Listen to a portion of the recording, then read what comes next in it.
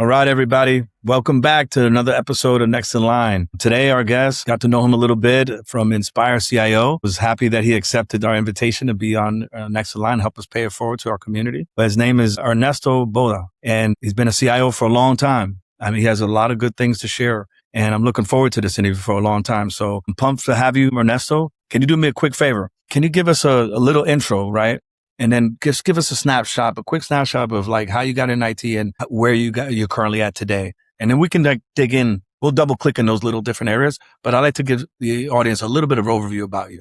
Perfect. Well, first, Cesar, thank you very much for having me. I'm really honored to be part of your program and share any stories or ideas with all your listeners. So thank you very much for having me. Well, I'll tell you, I grew up in Colombia. I was born in the States, but I was moved back when I was 3 years old. So no English, nothing. And then I grew up there in Colombia during the 70s, 80s, went to high school.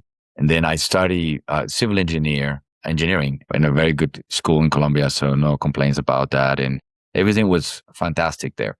Technology has been always kind of a thing that I like, that I always enjoy. I started doing some small coding when I was around 10 to 12 years old. I started doing small games and really old technology. I don't think you know, but Texas Instruments used to have this TI-99A.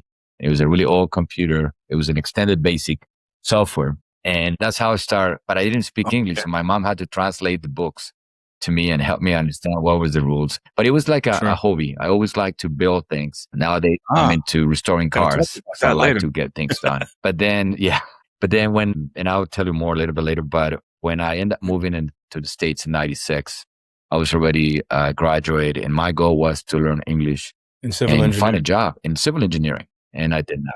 It was very difficult coming in to a new country, trying to open doors. And to make story short, and I know we'll dive a little bit later, I have a great opportunity to find a job with Accenture when I graduate from my MBA. And they were the ones who put me in technology. And it has been a fantastic ride since then. It's a great first job. It was fantastic. And I have to tell you that moving to the States with my wife, well, we were not married at the time, but we decided to live in the United States, have my kids, grow up in this country, was always to give them the opportunity to start in a much better position the way my wife and I start here.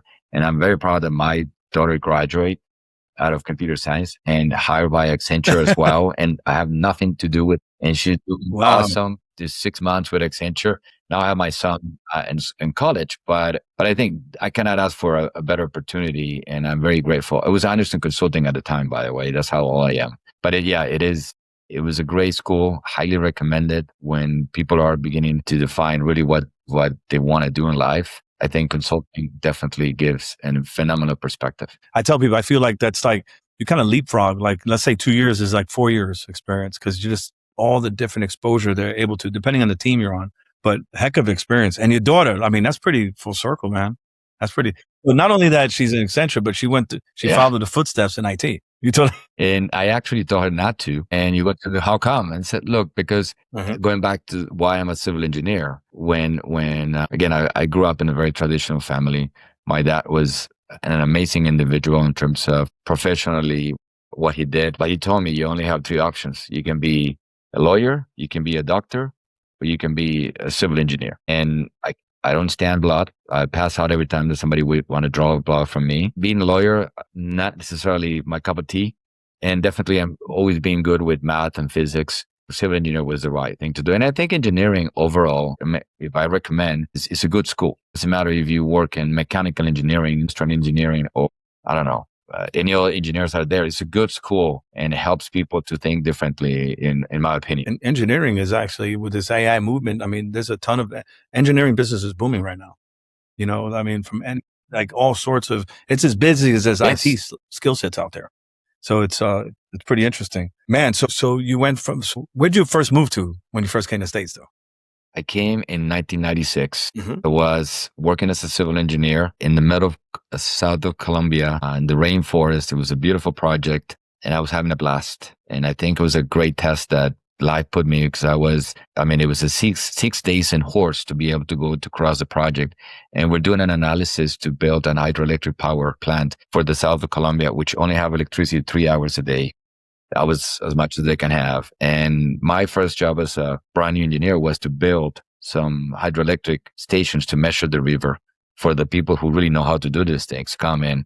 So that was my first job. So they sent me as a newly college grad there, and I had a blast. But the problem was that Colombia in the 90s still, fortunately, was having so many issues with drug production. Again, fortunately, we cannot say that is the case. I mean, that was the famous two carteles, the cartel de Medellin and the cartel de Cali. Most of that produce was done in the area where I was working. And there was a lot of rebels. At the time, Colombia decided to build a zone. Wow. So rebels can stay there.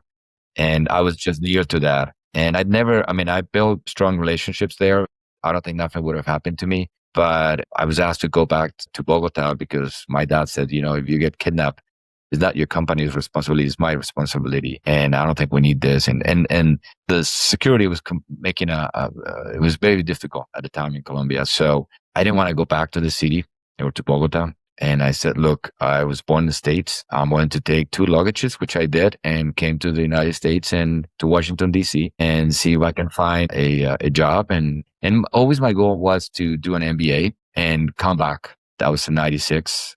I'm already 30 years. Wow. Do you get back often, just kind of the holiday thing, or do you get back more than that? Nowadays, yes, because I felt like I didn't want my kids to be disconnected from our culture, even though, again, we are a lot of Latinos and Hispanic in the United States, and we get to hang out a lot. But I want them to have the opportunity to also really see, in our case, the Colombian culture. So when they become human beings, which I think is after 10 years old, for sure, and they have some level of thinking, we start taking them more often and sometimes sending them to camps and to the grandparents. So nowadays we try to go probably at least once for a long period with them, and they love it.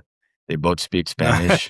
Yeah, they know how to dance. Good skill set. They're getting there. They're getting there. But yes, they are actually assimilating both cultures. It's just one of the things that I didn't want them to miss, and they can choose now. You will see probably my daughter to be more leaning towards the Latinos. My son is probably more leaning to be an American. Wow. And that's actually what I was hoping to give them. Yeah. So you came here with 2 pieces of luggage, right, to DC. And it sounds like you had to basically find your way, kind of fend for yourself, find your way. And that says a lot. I mean, there's a lot of people coming to this country, and it's not easy, man. It's not easy at all. And what kind of driving you to make sure that you got that MBA and got in the door with Accenture? There is 2 things. If I look back really, and when I try to explain how I did what happened, basically, or what happened, the way it works basically is, first of all, I was just looking forward, right? I was never looking back, in a sense that I don't want to say that I didn't have fear, but that was not what worries me. Perhaps, if I were to be fair compared to many others, I always had the option to go back to Colombia. My parents would have probably accepted me in the same way and said, well, you made a mistake. That's fine. Here's an opportunity, right? So it's a little bit probably different than others. So there was no fear of failure. That's kind of what I think. And I did all kind of jobs. I clean kitchens, I cook, I drove, I deliver pizzas. And for me, it was not a bad thing. And it actually, I think, was very constructive, even though Colombia never had to do that. Colombia, I grew up with certain level of privileges that sometimes my dad used to say, why are you living in the United States? Yeah. You can live very well here. But that taught me a lot. The fact that I was just trying to, prove a little bit that I was able to make it here, that I didn't have to have connections, that I didn't have to have favors, things like that. And I push hard. And the fact that, like I said, this I like to tell my kids all the time, like opportunities I like the buses in the streets. If you see them passing, you'll be waiting for the entire life for the right opportunity, but you just need to jump and take a couple and try things. And I felt like that was the thing. And my hiring with Accenture, I hope that whoever's listening, I don't know if the guy who hired me, but I have to confess that it was actually a funny story. My wife was the one who was invited to a job fair it was called the Hispanic MBAs, Latin American or Hispanic MBA Association at the time. And we came to Denver, which now we live in Denver. This is how life sometimes works. And we came, the 2 of us in Denver. I came with her. I was already kind of working after my MBA in another company that I sort of that they kind of gave me a job while I was in the MBA. Make story short, the first day I ran into Accenture or Anderson Consulting. and I start listening to their story, and I said, hey, I would like to have an interview. And they came to me and said, well, interviews here have been set for 5 months. I mean, this is Arthur Anderson Consulting. I mean, this long time ago. I said, but can I get one? No, no, no, no. So every day for the next 4 days, I came in the morning and afternoon and said, has somebody canceled? Has somebody canceled? So I became the joke of the table. Everybody, oh, Ernesto, come on, stop pushing. He said, well, I want to have an interview. Oh, first of all, I forgot to tell you, the first day when I was meeting the senior manager, this is kind of where I met about, probably he listening to this. I told him all my story about everything that I've done in life. He looked at me and said, look, fantastic, but you don't fit the profile of the people that we're looking for.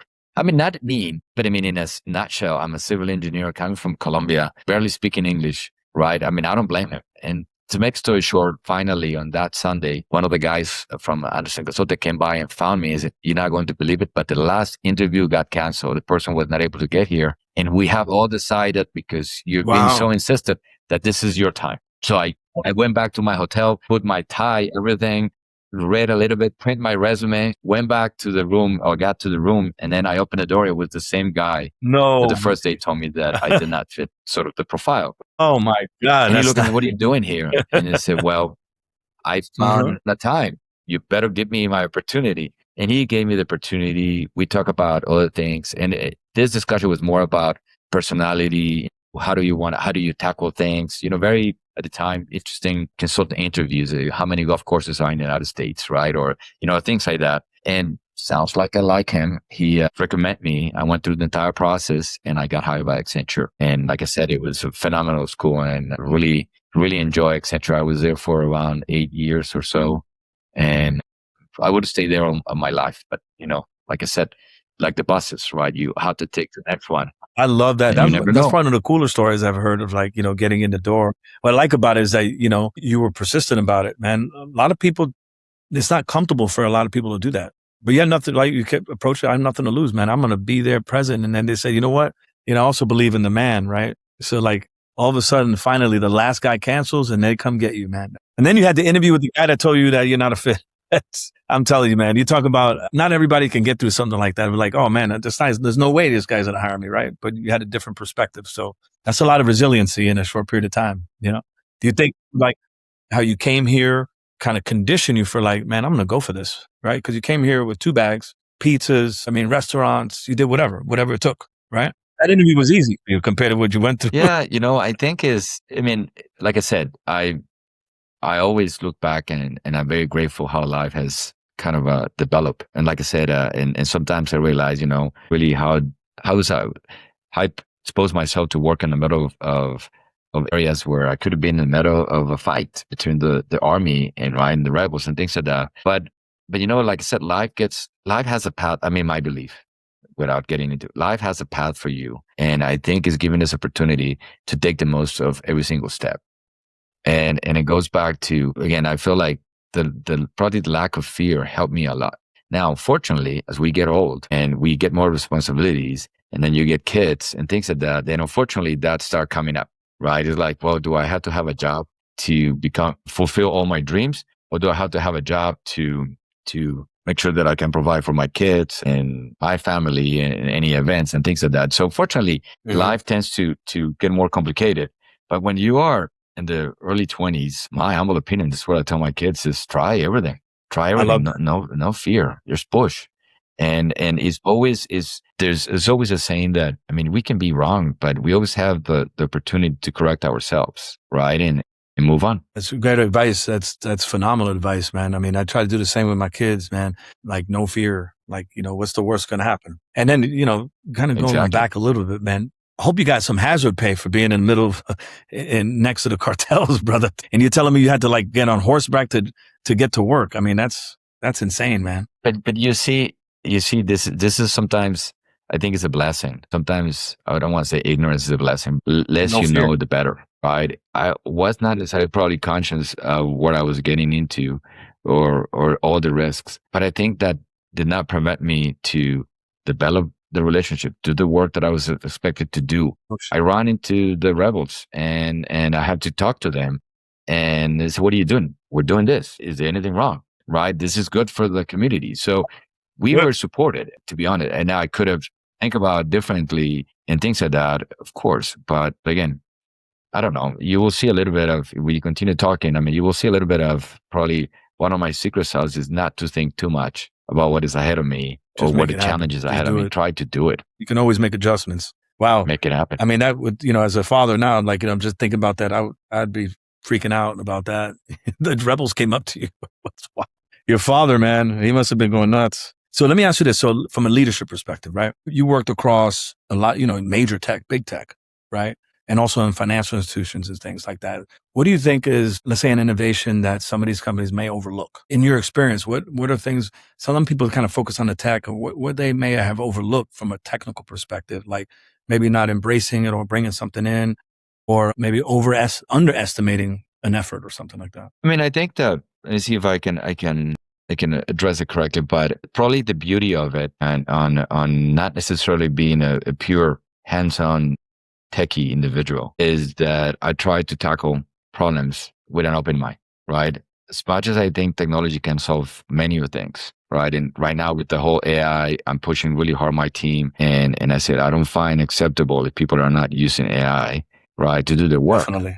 Right. And we can come back to that. But I also, you need to be able to make sure that things are sustainable, right? That you include the human aspect of it.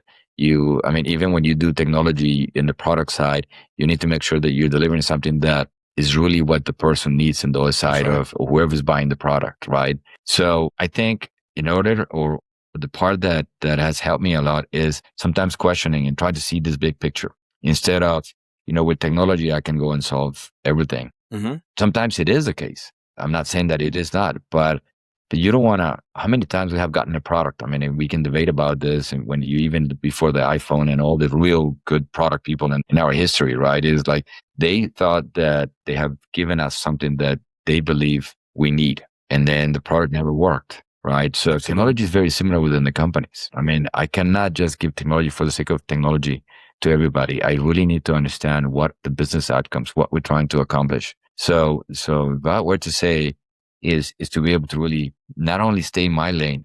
Actually, one time a person hired me I was working at Intuit and I was in a meeting that was like my first week or so, and an SVP was leading the meeting, and we went through all different topics. When they got to technology, I shared it's called a status, but I kept quiet the entire meeting. Then we would walk out of the conference room and she came to me and said, "Why were you so quiet?" And I said, "No, I spoke about my part." And she said, "Yeah, but you know that we didn't hire you just because of the technology. We hire you because of your experience and what you can add to the team. It's not just technology. So I want to make sure that next time you come to one of my meetings, if you have a point of view about how do we do in operations or how we do in customer support, I want you to be speaking up. It doesn't matter if it's, I mean, again, professionally, all the things around, right? But she said, we hire you as an individual. We don't hire you because you have one skill." And I think that marked me really good, big time. And you always need to question everything. Yeah, we need to question in a professional way, right? I mean, and sometimes we realize, oh, that's interesting. Or you know what? Sometimes we realize that we're wasting, and technology may not be the answer. I feel like this, technology has been around for 30 years, and it's evolved so much. And especially about how we approach things, right? I remember back in the day, it was like everybody just went gangbusters, buying things and throwing things at it, versus kind of looking at fundamentally like business process, or like, are we buying it? Are we patching things, or are we trying to fix the issue first and then let technology enable it, like to make it better, right? So it's completely switched now. It's like everybody has that good vibe about that, which is great. But it's also created a lot of different opportunities, different roles. I mean, tremendously. Remember back in the day that the guy that became the CIO was the most technical guy, right? And he knew the most about technology. And it's like, it's really a business leader, right? It's not necessarily the most technical person. I think you're completely right. Although I think I fit that profile the way you just describe it. And I think has helped me significantly. Really? But I wish I can be more technical. Right. But not, I mean, it's because it's also important, right? I mean, the way I see things sometimes is like, you want to be able to lead, and you need to understand what you're asking people to do. You may not be proficient on what you're asking, but you really need to, this is what my dad used to tell me. If you want to tell somebody to do something, you better know how to do it first. I mean, it hasn't not to be too much, but you really need to understand that. So despite that, I completely agree with you. I try to keep myself, I try to keep up. Unfortunately, nowadays moving so fast. But trying to keep up with where the technology is. I feel like networking, that's how you and I met, Cesar. That's how I joined the CIO team here. Precisely because my best way to keep up is to talk to people that are in the same field. And I can tell you that many people in our group that are 100 times more technical than me, but I want to learn a little bit from them. And so I think is a balance. But definitely nowadays the CIO roles and even the CTO roles are, you have to have enough business acumen to be able to be sitting there and really make a decision. Is this a technology problem, or technology is offering here as a lever or tool? Always have to make those decisions. Yeah, because what I like is how you kind of came up as a civil engineer. Did you always kind of have that approach? Always, because you always ask questions because you need to understand before you started just trying to, code or fix things and things like that. Did you always have that approach? Well, that's what I think consulting kind of creates a very interesting mindset, because they go and throw you in an account, and most likely you know a little bit. I don't want to say you don't know anything, but you may know just a little bit. And the way to turn around that situation is to be asking questions, right? Sometimes when I used to train other people in consulting, or people that did not grow up in consulting, and they said, well, can we paint that wall in blue? The first answer will be no. I said, why? Listen, maybe you can say you're almost right, but you know what? That blue may not look good with the light that is coming through the window. May do a little bit light blue. Have a conversation, right? I think listening is very important. So I think that consulting helps us really to understand why are we doing things, and the why. Yeah, why? It's just why, and what are we trying to accomplish? Yeah, you're right. The what, the how, and why, right? Why? Why are we doing this? Is this really what our customers need? Is this really what the company needs? And for me, it's been a valuable lesson to learn things and understand businesses, and now be able to sit down with you. And now that I'm in the car world, I've been only a year and a half, but I can talk about manufacturing. Exactly. I can now talk about manufacturing. Is this the first time in manufacturing? Yeah, I've been the first time in manufacturing, and it's amazing. It's a very interesting space. It brings you back to your core engineering roots a little bit, or manufacturing. You're going to dust that civil engineering skills up, man. I love it. So let me ask you this. So when you first got to Accenture, though, just to jump, I know you went to Accenture, but what was your first job? What was the role? It's what I tell my kids, and I tell all the new generations, so please listen. My first job was at a client called Vanguard Mutual Funds, very famous in the state of Pennsylvania. They are in Malvern. And I was sent, and I was so excited. I got there. At that time, we were tied in full suit, right? The team was responsible to build a high network portal website. Right, at the time, again, early 2000s. That was the thing, right? The websites, and people want to be able to track stocks and things. So Accenture was building that. Well, in a partnership with Vanguard, and I spent 3 weeks making photocopies. My job was make hundreds of photocopies for the steering committee, put binders like this big, and put them all ready for the meeting. I was scared I was not part of the meeting, but that was my job. And I have to confess, it was boring, don't take me wrong, but I enjoyed, because I was part of Accenture. And I was reading the documents and things like that. My kids nowadays is like, well, I want to build the next big thing. No, you don't. You need to learn. You need to make your photocopies. You need to, you don't go to the gym and try to pull, I don't know how many, 2,000 pounds or whatever things, right? You start small, and you need to be patient. And I think that was my first job at Accenture, was being patient. One time, again, this is another funny story. This is kind of my life. This is all about funny stories. Some of my friends says that I should be writing a book, but I remember those when I'm talking like that. The partner of the account went by my desk. I didn't know him. And he said, hey, do you have a car? Because we all rent a cars at the time. Sure, I have a rent a car. And then it came in, well, I need you to drive me from this building to another building. They have a big campus. So I wrote him, and then I said, what time you want me to pick you up? And the guy said, what do you mean? You don't have anything to do? Well, not necessarily. I have to make some photocopies, but I can do that a little bit later. He looked really annoying and said, well, pick me up at 3 p.m. So fine. 3 p.m. I was like the Uber driver in the early 2000s. Pick him up. He came back, and we drove back, and thank you very much. And he went his way. Next day I show up, and my manager came and said, hey, somehow John wants you in this meeting. Who's John? Yeah, John, the partner. No way. Okay. So I went to the meeting. It was the guy that I drove. And he put me to work I mean, like every day until midnight, status meetings would be at 7 a.m. in the morning. And I learned so much from him. And even when I asked to transfer to the Bay Area from Washington, D.C., because my wife started working at Intel, then I asked him, hey, I need to move. He said, don't worry, I'll make sure that you get all the recommendation. And he wrote a recommendation. I was accepted in the West Coast without a single thing. So like I was telling earlier, I mean, life happens in a way, but that my first job was to literally end up being a project management of that particular initiative. And that helped me to understand the technology. And then Accenture started sending me to different jobs. And I was there probably the last, 3 years of my Accenture, 3 or 4 years. I start in you're going to laugh about this one too. I start in an outsource. Well, it was about to be an outsourcing for a bank in the Bay Area. And I was asked to be there for 3 weeks to build a executive dashboard to track projects. So I built a dashboard. I didn't want to leave. My wife was expecting our first kid and I didn't want to travel. So they said, well, you can help us with the data team. Okay, fine. What does the data team do? And they explained literally what an ETL stands for. And the guy who said E, it stands for extract, T, transform. And so I learned 6 months later, or almost a year later, I have built a 100 people team and build a data warehouse team for a bank. And I went and grabbed all these great resources out of Accenture, everybody who knew these things. And I learned so much. And actually, I really like data. That was opportunities that they gave you. And this goes back to what we were saying earlier.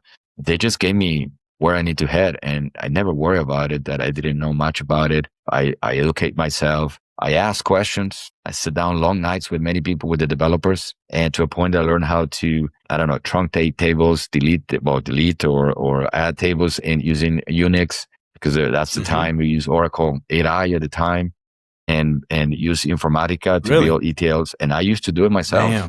And never got trained. That's the best kind of training too, is like instead of the textbook, right? You actually physically learn. Yeah. So Accenture gave me that opportunity to just jump into anything that was ahead of me and figure it out. And I think that's biggest value. Oh yeah. One of my nephews he's been there for 2 years now, but he had his choice. Deloitte, PwC, KPMG. He went to KPMG, data scientist.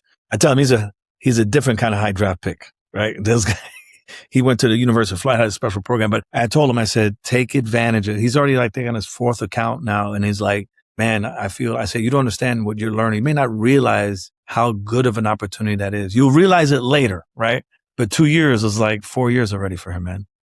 He's learned so much. But let me ask, Accenture, you're at Accenture, great opportunity. You're learning a ton. What made you make a transition out? Yeah, that's a good question. They want me, I was ready to be considered for a partnership at the time.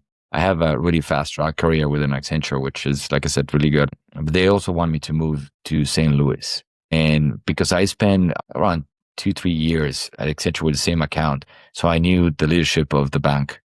And they all moved to Visa. So the CEO of this bank becomes the CEO of Visa, and the CIO becomes the CIO, and all those roles. So they say, hey, come with us. And I felt like, going back to earlier, that trying to open doors and things like that, and how do you build that network, which I think is very important. I felt like this was an opportunity for me to continue with a group of individuals, and to a point that the woman who hired me, she's an amazing individual. Her name is Sherry Rhodes. She hired me at Visa. She hired me at Western Union. She hired me at Workday. Most of the time, I have taken her job when she moved to the next level. I have become what she has done. And it's been very rewarding at the end of the day. Of course, I learned so much from her. She still is at Workday. Yeah, Workday. We worked very well together. And she has done that with others, not just me. So sometimes you build that group that you can work very well. And I think sometimes jobs, that is important, right? A job is a job, but if you happen to find a team that you can really work well and go beyond dramas and things like that, and understanding where we're heading, I think that's a great opportunity. Tell people, like, you never know, man. Those relationships you build today, they open doors tomorrow, vice versa, so that's good. So you went to 3 different organizations. You were pretty popular with them. You must have done pretty good with her. Yeah. So that's phenomenal. Yeah, we're good friends. She hired me at Visa. Then she left Visa. I stayed Visa for another 8 years, which again, Visa is a phenomenal company. Then Intuit hired me to do a very similar role that I was doing at Visa. And I think Intuit was one of those times, even though it was only 3 years, it was an opportunity for me to really appreciate what product development is. then start having conversation. I run into her in well, I don't know if we can say names, but I think it was an Oracle conference, Oracle Open World, one of those. I run into her and she said, "What are you doing?" And then she said, "Well, she said, I'm at Western Union. I'm now leading digital. I need somebody to run the back end of the digital payments for Western Union. Do you want to come?" And I'm like, "Well, I have not run an engineering team per se, but bring it on." So I moved. Then she became the CTO, and I became the leading digital. Then she moved away to Workday, where she became the CIO, and then I became the CTO of Western Union. And then we continue doing this. When I followed her to Workday, and eventually I also work as a CIO there.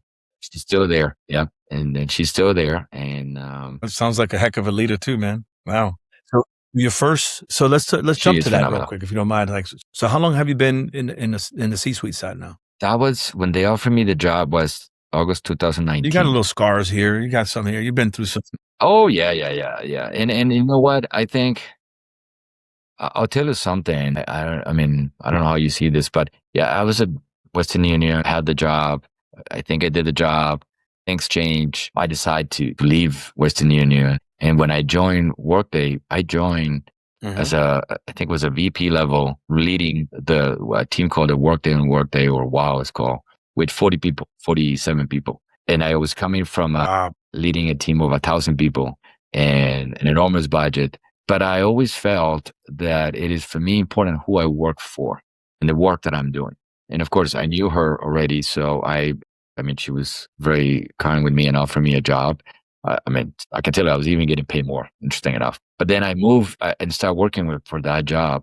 And again, I don't know how it works, but 6 months later, she got promoted to be the chief customer officer. And I stepped into her role as an interim and had the CIO role for probably almost 2 years. So I don't know. It's like, I never went there to be able to do this fast. I went there to do a job and work for her. Confident to say that she served as like a mentor as well? I think so. Not in the sense of sitting and talking about a mentorship. I mean, like, you should be doing this or things like that. I like to watch people. I like to learn from people and adapt. I'm not saying that I'm trying to imitate everybody, but I mean, her organization, the way she treats people. And I mean, I learned so much from her, but it was more me watching her than I would say sitting and have, hey, you know what? I'm your mentor. I'm going to do that.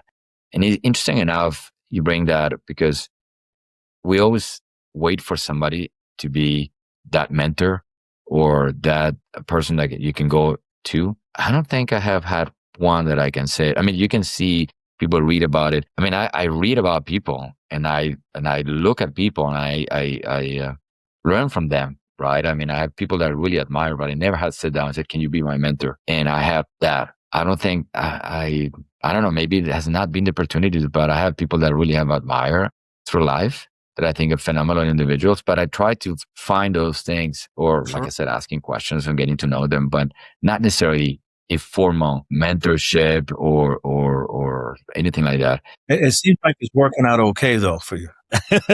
Yeah, that's what I'm saying. I mean, I always go back because I initially, I mean, when I left, I mean, like I said, my father was very professional, very good, but we never had that connection, right? It was always more a competition. I was trying to prove that I can be really good, and he was trying to do his own job, but it was not like, hey, let me tell you what you should be doing, right? At the end of the day, he let me run my life. And so I always felt like probably could have used some guidance when I came here to the States, but I never find anybody, but never stopped me either. Like I said, if I make changes, I have mistakes, plenty of mistakes. I have say things that I regret in life at work, but the next morning is a brand new one. Absolutely. And then you can turn things around. Right? You have to have in failure, man. You have to have a lot.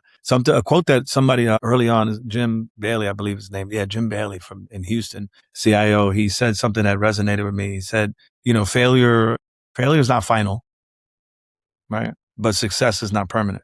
And that one, the second part of that one hit me pretty good because, I'm a big sports guy and, coaching for a long time. And, you sit on a win too long, you're going to lose really fast, right? You can't, it's on to the next. You got to move on to the next. And if you mess up, it's not final. I mean, there's a reason why you have an opportunity to make adjustments and adapt. And those are just lessons that you learn. So speaking of lessons, like on that kind of end, so you mentioned like no one really kind of helped you like that early on, right?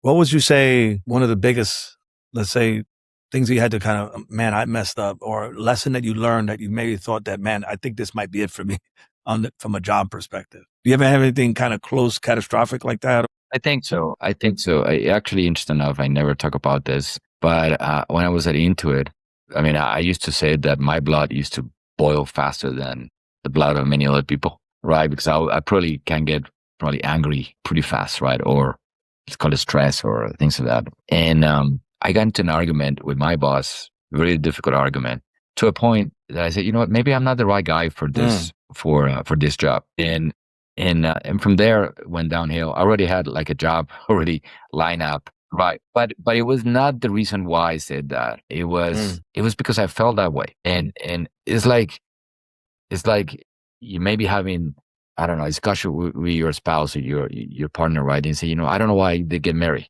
But you may not necessarily mean it that way, right? Sometimes you need to be really conscious of what you're saying, because sometimes you may say things, but you don't know how it's being received in the other side.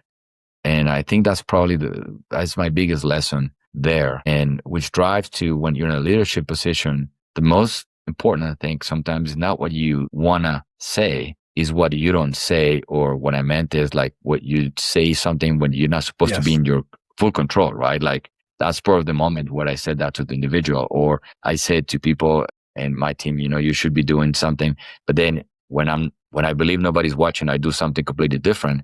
People watches you when you're not knowing they're watching you. I mean, there's a famous chapter in the book right now, skips the name, says the shadow of the leader, right? You need to always watch the shadow of the leader, because the same thing like the kids, right? You go and sit down with a kid that is 5 years old and you say, well, you should not, you should go to bed early and not watch TV. But you go and put the kid goes in and you're watching TV until 1 a.m. in the morning, right? So the kid will remember that you're watching the movie. He's not going to remember that you told him not to watch, right? I mean, in leadership is exactly the same thing. And it's something that I try to be really conscious. And I think start a little bit about that time. I can be as mad as I can, right? Again, it was not insults. It was not, I mean, it was professional, but it was I was really frustrated on that. And I could have probably handled this differently. Because I'm very grateful to this individual. He was a good mentor, I said manager, but I probably could have gone differently at the time. I think that's one of those. A long time ago. I mean, we learn everything in different stages, right? And I tell people, you know, oh, would you change anything? I said, no, you know, maybe at the time I felt like, man, this is too hard. But when you're past things, you're like, I wouldn't change anything for anything, because that's who make what you're doing today, you know?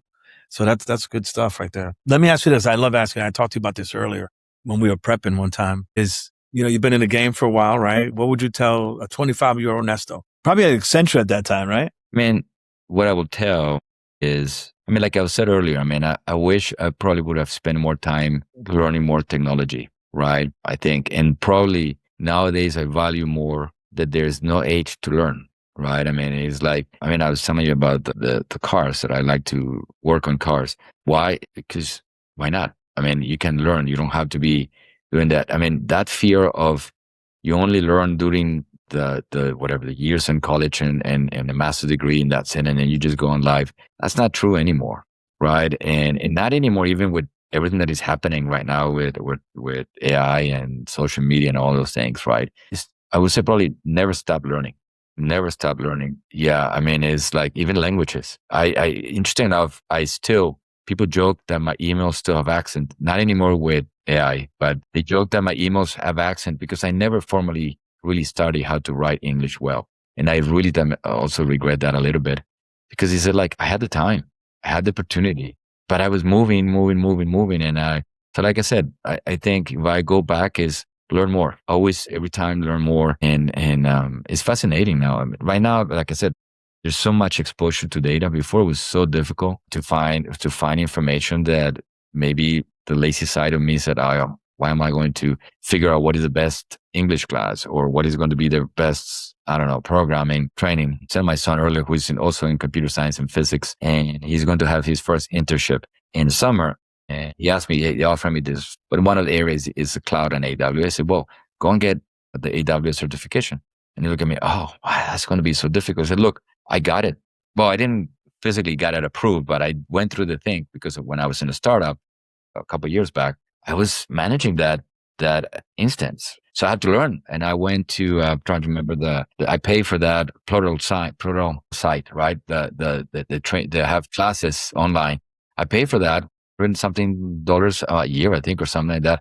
I took all the courses about AWS and I was able to add users, remove users, spawn instances. And this was, what is that? Probably 3 years back. And I said to myself, why not? Why not? Now, you ask me right now, I still believe I can do it. But my point of the matter is, if I were to have fear of learning, then I probably would have stepped back and tried to find somebody else to do it, which I probably would not have find anybody because I was in a startup. So this is what I will go back, tell myself 25 years is like, take time and learn and study. I learned the value of that later in my career. I was like, man, I wish I could take back a little bit because I used to like reading. Oh man, I'm too busy grinding, right? Too busy grinding. And it's like, you could appreciate it more now because you're right. I think it is more available as well. I mean, there's so much access with AI. I mean, the research like at your fingertips right now. I mean, we could pivot and start learning something this afternoon if we wanted to, you know? I'll tell you something. It is also, not everybody learns in the same way. And I think also I learned that late in life. I'm not a good reader. Sadly, I have to confess that. I mean, I read once in a while, a couple of books and things like that. But I'm not those individuals that will take a book and just eat it all. But I listen. Yeah. And I listen to many books. And when I'm driving, since these new tools came up in I don't know when I started listening to books, I can listen to 50, 60 books a year easily. Make it work. And because they are there. And I do remember more by listening than by reading. Yeah. So I found my way to do it. And I think everybody needs to find the way, if it is listening, if it is whatever methodology you have, but you need to try.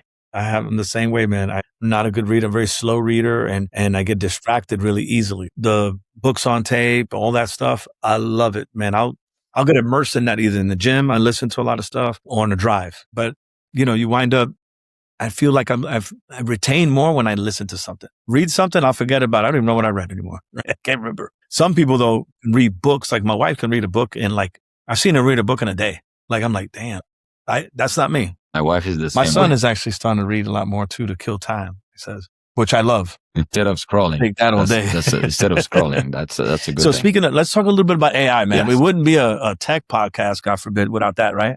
They're not normal, right? Well, AI. So I got to ask you something, and this is like off script a little bit. You know, we're going to have fun. Tell me about are you finding sometimes the business is moving faster? Like they want you to address AI initiatives faster? I feel like they fear missing out almost. They want to okay, what are we doing? What's our AI? You're getting that type of vibe at, your organization, or is it the other way? We do. And the boards are the ones who tend to push really hard on those topics, and I think in this probably last year and a half, I've been going back and forth on how to approach this. There's an approach that you can go in and do an analysis where it would be the right places to use AI. But then, first of all, there's an investment that you don't know how to quantify the results. I think that's a difficult part for all the companies have. Second of all, is changing so fast that even you're focusing on this corner, and when you realize something already passed you, right? So for right or wrong, I don't know, maybe we'll check back in a couple of years. Cesar, what I've been trying to do with where I'm right now at CPI Card Group is to start giving the tools for people and the different AIs. I divided in productivity and eventually predictability, right? For many reasons. We're not a technology company in nature, so we're transforming ourselves to get there. And you need data, you need all other things to be able to get there. So it's a little bit of where we are. But if we can use what is out there to really improve the productivity of individuals, to do more for sure, but not necessarily to say, you know what, I don't need now people. That's not necessarily where we're trying to lean towards. What I've been trying to tell my teams and giving them access to different tools. And I have office hours, 1 hour every Friday with whoever wants to join. And it's not me speaking, it's me listening, or everybody listening to somebody else coming in and telling things, is to be able to see kind of what's happening out there, right? Because when I sit down again and my daughter shares what she's doing, and my mind is blown, right? And I wish I can do those things. But then I go in and see something else and may not be applicable, but how do I help them to use that part? It's a phenomenal tool that I think we need to embrace. And I don't think we need to narrow, because this is the thing, but we need to train people before. So we rolled the policy about AI and said, look, my top priority on the AI policy is not to compromise the data of the That's company. foundation, right? That's my top priority, right? If data gets compromised, we are in trouble, right? Big time. Second of all, is the goal is you're going to probably know more than anybody who's coming in. And I want you to be sharing that knowledge. I want you to be telling us what you're doing. And the outcome overall, my expectation is that, and we're building automations to simplify processes. I mean, it's evident we're doing code generation. People are already building code out of Claude. We have a couple. I mean, we have Claude, we have GitLab, Copilot. We roll out Copilot not for the entire company, but about to be for the entire company. And it makes the life much easier for everybody, including for me, even though my use cases are not as fancy. But what was the question yesterday? Something came up and I went to my Outlook and I said, I remember having a discussion on the email, here's the topics to do. And I gave all the context. Wow. Boom, shows up all my information. So that would have taken me probably an hour or so to be looking through my emails and find the right search criteria. And people say, oh yeah, you're not using AI for the real power, perhaps, but I'm using AI to make my job better. And I think that's what it pays back. So right now, at least for right or wrong, that's kind of what I'm personally trying to do across the company to make sure that we put this out there so they can use it and share back. And we see how that goes. I don't know if we're going to be doing just 100% development through agents. I don't think we're the type of company. It will take us a little bit longer to get there, perhaps. But there's a couple, it's the same comparison when you look at Latin American countries. In the United States, technology comes and is an evolution. Sure.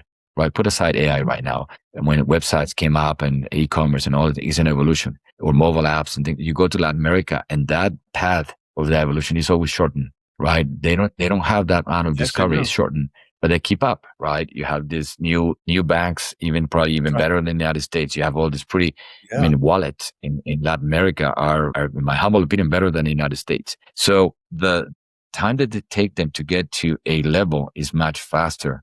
Because there's a lot of states in Europe, or some other countries take too much time to do these things. Same thing I want to make sure it happens with AI. There's all these companies saying that, you know what, we're firing people, we're doing all this great, show me. But at the same time, I'm trying to prove and use this as a tool for people to be productive and for people to become better. People are enjoying this. I enjoy personally. I've done my own automations using NA8. Look at you. I use Claude to be able to build that. And I have you heard of OpenClaw? I'm sure you heard of OpenClaw so far, right? Yeah. Man, I'm piloting it right now. And my guys, I have a chief AI officer and a small little hit team of AI engineers. And I'll tell you, man, it's blown my mind. It's just like what I love about it? It just shows you what's possible. One thing that I do enjoy, let me ask you this. How important, because I'm pretty passionate about this one, is, the training component in an organization for AI literacy, proficiency. And I don't think it's just an IT thing. It's an everyone thing. Do you have any programs like that you're trying to help people get up to speed and all that kind of stuff? Yeah, we're working on that. I think what I'm finding is that even when I talk to our vendors training is out there. There's so much training you can leverage. Which one? How? It's like we're struggling a little bit. So right now we're trying to, as we roll out the new policy for AI, the company, which again, focusing on security and data, right? Now we are going to be putting some training that we're finding in some of the partners that we have, but it's basic. We also don't want to be too telling exactly how they be using these tools, right? We want them to be creative as well, right? But we want them not to make errors. I think the part that is more important for us right now is governance. How are we going to govern the use of it? And how do we put certain level of guide rails that prevent us to be in a security breach or something like that? We need to be really aware that even these tools are making us better. Sadly, is making better the bad actors as well. That's dangerous. That's scary to even think about, but it's true. You're already talented. Now you just made them a whole lot better. Think about that, right? I'll tell you something. Talking about technology, I always have cameras around my house, and sometimes have cameras inside my house because sometimes we have, when the kids were small, or nannies and things like that. I unplug everything in-house. Everything that is in the house, I unplug it completely. Why? because now there's so much power in the technology. I know somebody not that they will find anything in it, but I want my privacy back, right? Before somebody want to go and watch, I don't know, a year worth of videos in my house, it will take them a year mathematically. Now you can throw that into an AI model and it will bring whatever things that they want to be looking for, right? So I unplug all those things because the bad actors are becoming smarter, right? And so that's the other side of the equation. It's like, we're not getting even better. Yeah. Probably we're getting better. We're getting probably slower than South. Humanity tend to be really faster at becoming bad things, but that's a discussion for another these time. guys don't listen to any of that, right? So they have a little bit of unfair advantage. Man, thanks for sharing the way you did that. So what would you say? I got a couple more. I like to do something I call like a little bit of lightning round a little bit. So I want to talk to two different audiences, right? Because our mission, our North Star is always to pay it forward to the listeners and workforce community that does listen here. Let's talk about somebody that's just got that nod, that tap on the shoulder to become the CIO for the first time. You've been a CIO for a little while now, for quite some time. Any advice would you give, that individual? I mean, I think two things. One is building trust is the most important thing, right? I mean, depends the journey, right? But if you get hired tomorrow into the job, the expectations are high that you're going to come and do miracles. Yes. But you need to be able to build that trust, right? And to make sure that you're at level of the expectations. And when you're building that trust, transparency, in my humble opinion, is very important. Not cover your back, nothing like that. But transparency is very important. So look, here's the challenge that we have.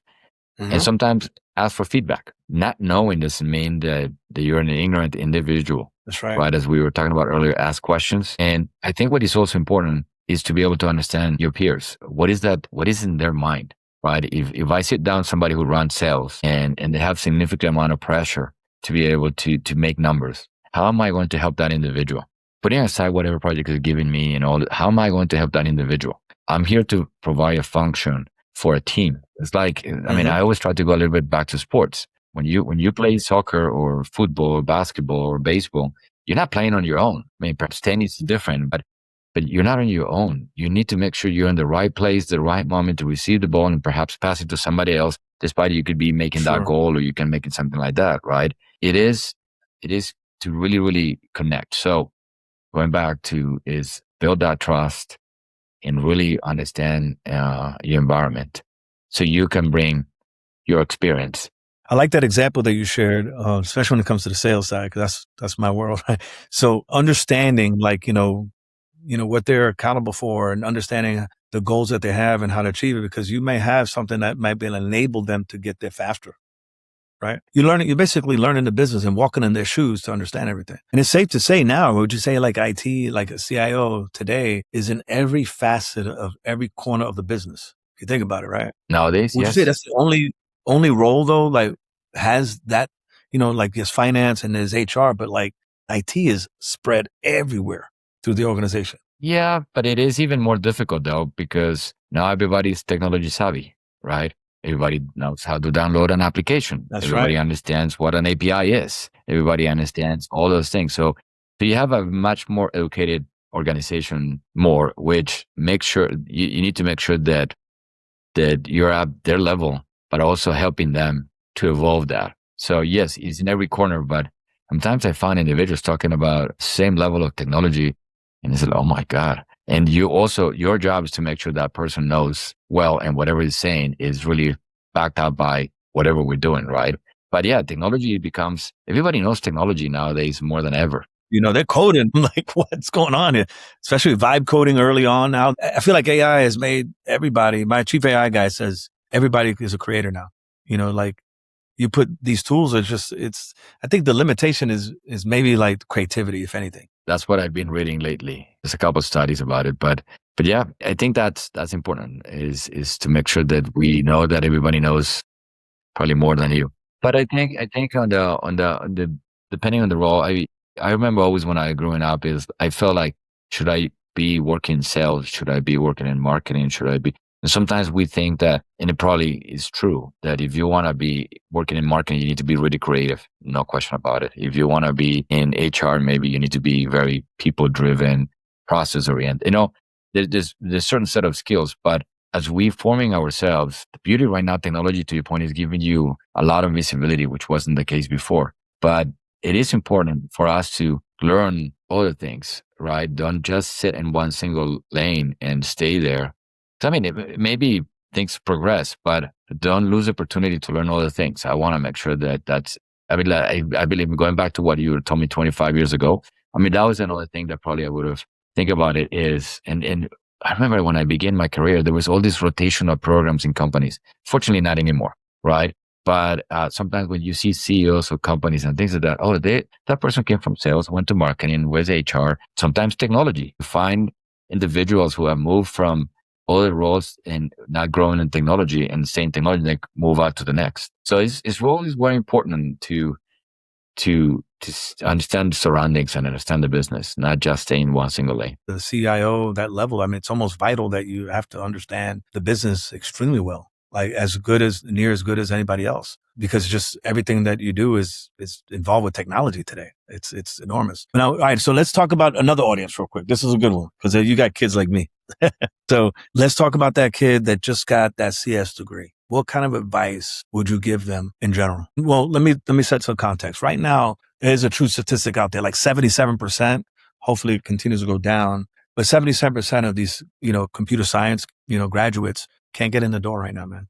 They're not getting in the door. People blaming AI, a number of things. And I think it's a lot of perfect storm of a lot of different things, not just AI is the only blame. But what kind of advice would you have for that workforce group, that talent group? Funny because I'm in the midst of that with my son who's in the second year of college, right? And I'm trying to advise him the best way I could, although kids tend not to listen to the parents. But anyway, I mean, I think definitely they need to embrace AI as probably 30 years ago or so, we embrace calculators and computers, right? I mean, it was not that transformational like it is right now. But first of all, they need to embrace that. One of the things that I like about the new generations that we cannot lose that is different to the way we grew up. I was told that I need to find a good job in a good company and work really hard, right? I think the beauty of it, the new generations, is that there's more creativity to start their own businesses. And I believe they should have that part of their career. I'm not suggesting that everybody right now graduate and start a new business, because most likely high percentage will not win because of all the complexities. But when you get to be a little bit of an entrepreneur and you get to be a little bit of a startup, you learn finance, you learn accounting, you learn HR, you learn a bunch of things that are very important. So right now, I will not have them close that door. I mean, I don't know. I'm still thinking with my son what we're going to be doing, right? But embrace the situation with AI. And last, I think what is going to be really important is find opportunities where they can continue learning, as I said earlier. Early on in their career, make that almost like this habit, right? That continuous education and stuff. But I love that you said the entrepreneur thing. I kind of been an entrepreneur for since 2004. And I tell you, I encourage my daughter. My daughter, I told her to get a job. She didn't listen to me. She started her own business. So I told her, so I was like, all right, but she's, in 2 years, she just passed her 2-year mark. She's grown so much, just through the failures through finance and things that she didn't go to school for, primarily, right? And she's a marketing company and marketing, digital marketing and, executive brand, all that fun stuff. So it's cool stuff, but you're going to get exposed to a lot of different things in a short period of time. Because when you're an entrepreneur, you're the CEO, janitor, the HR department, the CFO, everything all in one. So that's really good advice. And there's something important as well. Is like entrepreneur doesn't mean the next Facebook or Meta or whatever name it. Entrepreneur is to be able to solve something for people, right? Of course, you make money and all those things, but sometimes we always think about, what is going to be the next Facebook and things like that. People get stuck there. Yeah. Sometimes we should start, exactly, discouraged. People should start with an idea, and sometimes that idea turns to something else, and you never know. I think that's also important to not think how to be the next Facebook instead of what is that I want to be able to solve with my skills. That's great advice, man. Yep. Brother, so as we wrap up, man, this is good. This has been an awesome conversation, man. I've been meaning to tell you this for a little while, man, but your background, man, I mean, it's like one name after another, man. What are you like collecting championship belts? I love it. And, congratulations on that, man. From another I know it's maybe not about this, but Thank you. I have a lot of respect for us in Latino and minority. I might make it sure this is a platform that I think we should use to make sure that everyone knows that what's possible. There's no limitations. You know what I'm saying? Yeah. So that's what I thank you for, man. And you're being a great example of that, man. I've been meaning to tell you that for a minute. No, I appreciate it. And like I said, if these stories help someone, they're here, and I'll be happy to share. Everybody will have their own lives, and everybody needs to live their own lives. But I think at the end of the day is try to not have fear and move forward and push and enjoy every time. Don't look back. Enjoy. Life is give us too much complexities that you need to really try to enjoy the most amount of moments that you can. You having fun right now? Yeah. At work, you like everything you're doing? Right? Yes, of course. Yeah. But like I said, you've been in very different industries. You've been in a lot of different domains, right? So why? But I'll tell you why I'm having fun, because there's a leadership that want to make a significant change. They have a great product. Everything is moving along, but they want to make something different and grow differently, right? Or not differently. I mean, expand it. I like that. There's a challenge. Do we know how we're going to get there? We're figuring it out. And I think that's what I found really interesting. And again, when there's a coordination as a team and everybody's moving in the same direction, you get to have fun. Yeah, there will be difficult days. Don't take me wrong. There will be difficult conversations. There will be decisions that have to be made that may not be in the likes of everybody. But if you move forward, things continue, and I'm definitely looking forward to great things ahead. The company's been successful. They still got that entrepreneurial vibe. They want to make changes and, move ahead and leverage what's going on. So, I mean, you're going to have fun for a while. I'm looking forward to seeing this thing. I wish I had a little fast forward button and see what it's like. And I ask that every year for Christmas. Give me a fast forward button, But at this age, I'm like, I don't know if I want to touch the fast forward button anymore. But you want to be able to come back, because we're having so much fun. So, brother, man, Ernesto, I'm looking forward to. I'm going to be in Denver soon, so I'm looking forward to connecting up. Thank you for everything, man. You definitely created forward all over. Definitely. Thank you, Cesar. Appreciate your time, and thank you. See you until the next time.